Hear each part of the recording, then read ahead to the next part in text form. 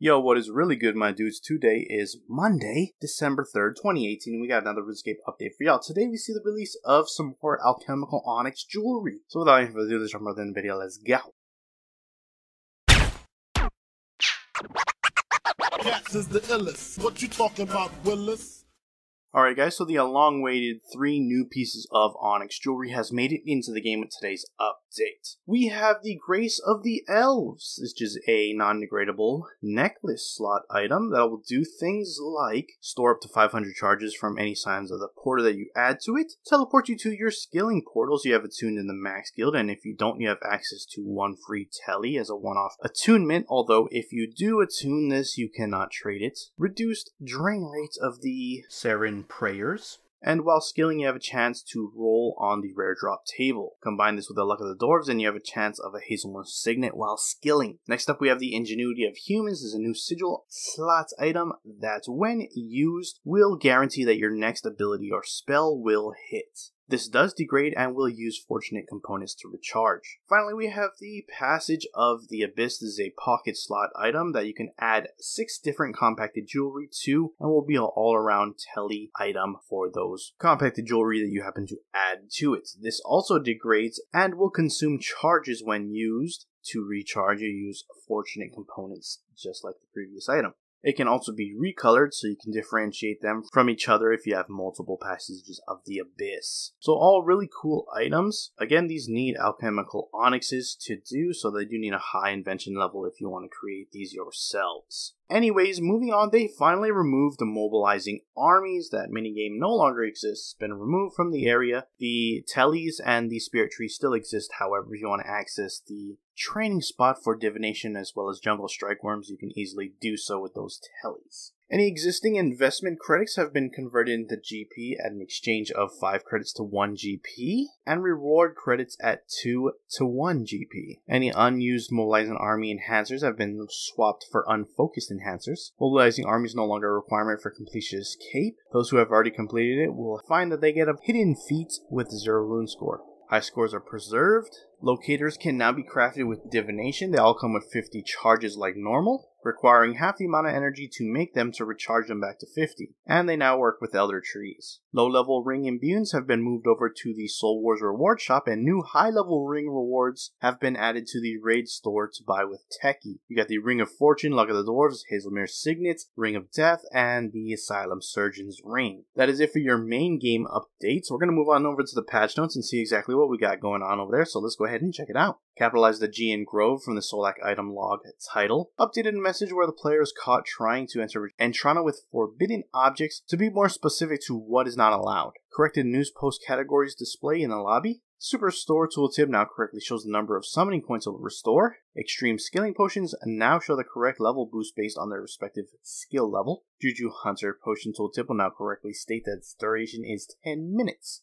Super Anti-Fire tooltip now states the correct duration. Changes to mobile. They've improved the size of Thalasis hunting minigame interface on mobile. App no longer crashes when double tapping Treasure Hunter banner. Player-owned ports archipelago map now displays region and island information when tapped. The game world brightness is now a 4-option drop-down menu instead of a fiddly slider bar, making it easier to set the desired brightness. Added buttons on the one-time pop-up at the login screen that link to the terms and conditions and the privacy policy. Change the player-owned port's ship name change button from a cog to an improved version of the pencil it had before. Increase the pinch to zoom distance on mobile. You can zoom out further than before using the modern camera mode within the general gameplay settings. Disable the ability to interact with the world when the view controls interface is open. Remove the information button that was causing problems on various interfaces. Combat interface when controlling Venescula during the Branches of Darkmare quest now scales nicely on mobile with easy to read text. The Penguin Suit emotes interface during the Hunt for Red Ractuber quest now scales on mobile, along with changing the icon buttons to wide buttons with the icon and a text label to identify the emotes. The interface for controlling the Zombo during a Clockwork Syringe quest is now more readable with centralized buttons and increased text size.